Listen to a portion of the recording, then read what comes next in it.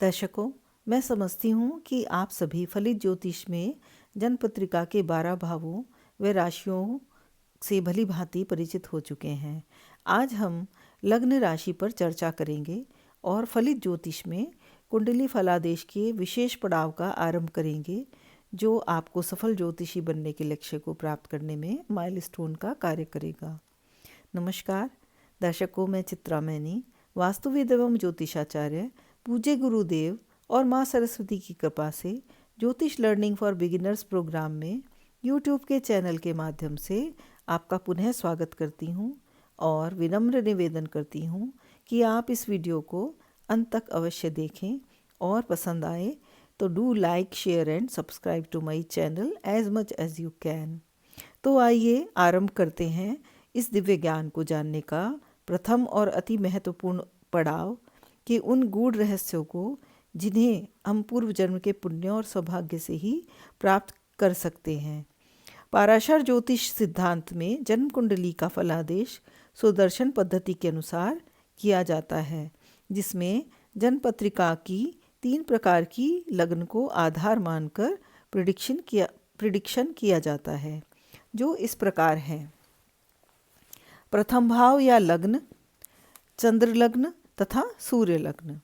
सुदर्शन पद्धति के अनुसार पूर्ण फलादेश व सटीक फलादेश के लिए हमें तीनों लग्नों पर विचार कर लेना चाहिए, क्योंकि बच्चे के जन्म के समय पर सूर्य व चंद्र लग्न का अधिक प्रभाव रहता है। अगर हम किसी घटना की एक्यूरेट जानकारी देना चाहते हैं तो हमें प्रत्येक भाव के लिए तीनों लग्नों से सुदर्शन पद्धति का प्रयोग अवश्य करना चाहिए। गोचर विचार के लिए हमें चंद्र लग्न पर विचार करना चाहिए और हमें सामान्य फलादेश के लिए लग्न का, और सूर्य लग्न हमें इन दोनों लग्नों में श्रेणी के हिसाब से यह तय करवाती है कि हम लग्न से फलादेश दें या चंद्र लग्न से।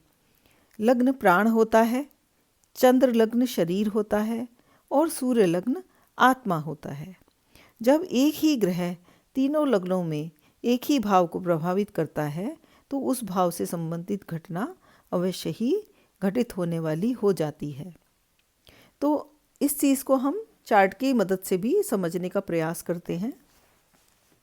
दर्शकों, ये देखिए, ये 3 प्रकार की कुंडलियाँ मैंने तैयार करी हैं।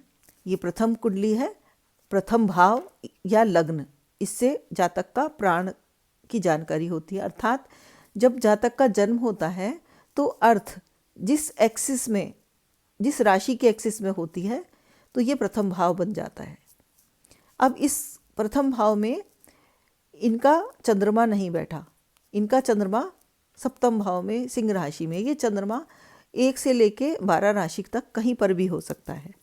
तो ये तो हुआ लग्न पत्रिका, और ये है चंद्र पत्रिका। देखिए, इस जातक का सिंह राशि है तो हमने चंद्रमा को यहाँ केंद्र में लिया और चंद्र लग्न की जो कुंडली बनाई। लेकिन इसमें जो बाकी भाव हैं उनका स्थान बदल जाएगा, लेकिन प्लैनेट्स का प्लेसमेंट उन्हीं राशियों में रहेगा जिन राशियों में वो लग्न पत्रिका में स्थित है। तो ये चंद्रमा के हिसाब से आप जातक के शरीर पर विचार किया जाता है, और जब 7.5 का विचार किया जाता है तो भी चंद्र राशि, चंद्र लग्न के हिसाब से किया जाता है। और वर वधु मेलापक का कार्य भी, स्कोर जो हम जानते हैं, वो भी चंद्र लग्न के आधार पर ही किया जाता है। इसमें आप वर वधु की कुंडली जो है चंद्र लग्न से दोनों की राशि पता हो उससे मिल जाती है, लेकिन इसकी कंपैटिबिलिटी हम लग्न पत्रिका से देख सकते हैं।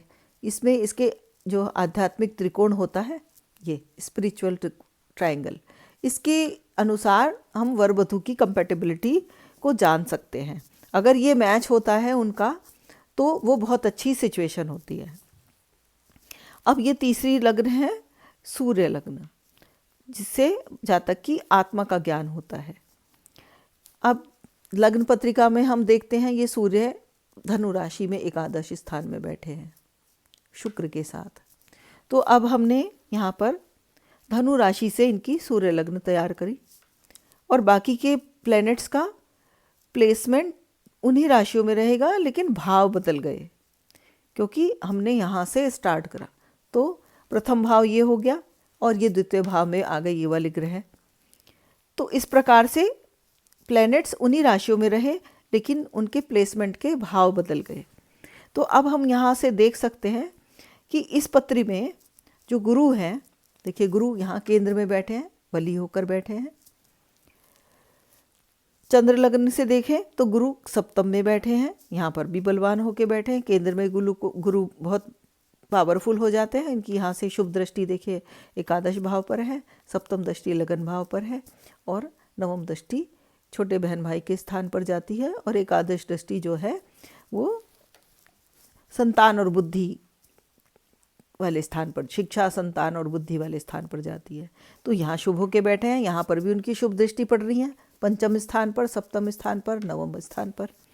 अब देखते हैं कि सूर्य कुंडली में ये गुरु किस प्रकार से बैठे हैं। सूर्य कुंडली में ये तीसरे स्थान में बैठे हैं, यहाँ से इनकी पंचम दृष्टि सप्तम भाव पे, सप्तम दृष्टि भाग्य भाव पे और नवम दृष्टि लाभ भाव पर पड़ती है और एकादश दृष्टि इनकी लगन पे पड़ती है। तो यहाँ पर भी ये शुभ होकर दृष्टि डाल रहे हैं। तो यहाँ पर इन तीनों पत्रियों में हम कह सकते हैं कि जी ये गुरु जो हैं 100% अपना शुभ प्रभाव अवश्य देंगे। तो इसकी शुभता इनकी पत्री में सबसे ज़्यादा है और इसका प्रभाव इनको अवश्यमेव मिलेगा। तो आप समझ गए होंगे कि लग्न पत्रिका अर्थ की एक्सिस जहाँ होती है जन्म के समय वो होती है। चंद्र पत्रिका जहाँ जातक का चंद्रमा होता है, इन 12 भावों में से कहीं पर भी हो सकता है। अगर यहाँ पर 8 नंबर में होता तो 8 नंबर इधर आ जाता और बाकी प्लेनेट सेम उन्हीं राशियों में रहेंगे। अब तीसरी पत्रिका है सूर्य लग्न। तो इनका सूर्य जो है धनु राशि में था, चंद्र राशि में, धनु राशि देखे पंचम भाव में आ गई है, एकादश भाव में थी। लेकिन जब हमने धनु राशि को लग्न में स्थापित किया सूर्य लग्न जानने के लिए, तो धनु राशि के बाद मकर राशि में वही प्लेनेट आए जो यहाँ पर आ रहे थे। यहाँ पर भी उनका प्लेनेट की राशि नहीं बदलेगी, प्लेनेट वही रहेंगे, लेकिन इनके आधार पर हम ये जान सकते हैं कि जो प्लेनेट सूर्य राशि में भी वर्गोत्तम होकर आ रहा है तो वो घटना अवश्य घटित होगी और हम उसका जातक के जन्म लेते ही फलादेश कर सकते हैं कि यह जातक का जो है, देखिए शरीर की रचना, शरीर का कद, बाल अरिष्ट, मृत्यु, बाल मृत्यु होगी नहीं होगी, लग्नेश से अंगों की रचना, शारीरिक अंगों के कष्ट, लग्न में स्थित ग्रह से रोगों को जानना, लग्नेश का नीच होना, लग्नेश से आयु का विचार, मृत्यु कैसे होगी, लग्न से स्वभाव, लग्न से हिंसा, लग्न से प्यार, लग्न से मान सम्मान, लग्न से राज्य शक्ति की प्राप्ति, लग्न से महान धन, लग्न से काम कारोबार, लग्न से आग, दशम भाव में स्थित ग्रह का लग्न पर प्रभाव, लग्न से जन्म संबंधी ज्ञान, लग्न से विवाह संबंधी कंपैटिबिलिटी का ज्ञान। तो इतने सारे टॉपिक्स को हम एकमात्र जातक के लग्न से ही हम एलोबरेट कर सकते हैं और उसका एक्यूरेट प्रेडिक्शन कर सकते हैं। तो आज हमने एक अति महत्वपूर्ण विषय पर चर्चा की जो कि कुंडली के फलादेश की दिशा में एक सोपान हमने पार किया। मैं समझती हूँ कि आपको मेरा यह प्रयास पसंद आया होगा। यदि हाँ तो आप मेरे वीडियो को लाइक भी करें और अपने नियर्स एंड डियर्स को शेयर भी करें। और यदि आप मेरे चैनल से नए जुड़े हैं तो प्लीज़ इसे सब्सक्राइब भी कर दें। अगले टॉपिक में आपसे पुनः मिलने के लिए अब मैं विदा लेती हूँ। आपका दिन शुभ हो।